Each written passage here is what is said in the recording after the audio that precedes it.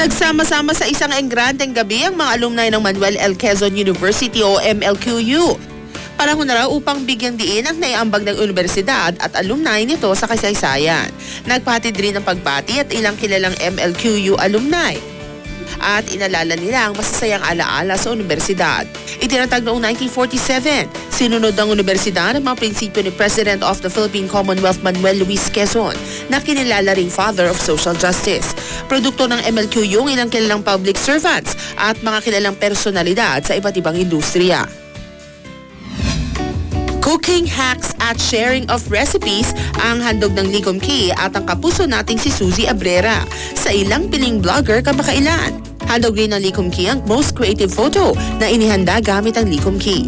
Makatatanggap ng 25,000 peso worth of kitchen vouchers and gift packs as grand prize ang mapipili sa kanilang Facebook page.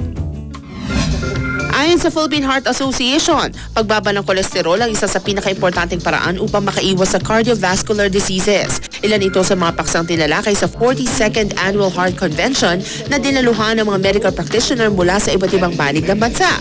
Sa clinical research ni Dr. Giling na nagmula pa sa Helsinki, Finland, nakatutulong ang plant stanol ester bukod sa mga cholesterol-lowering drugs na makapagpapababa ng kolesterol.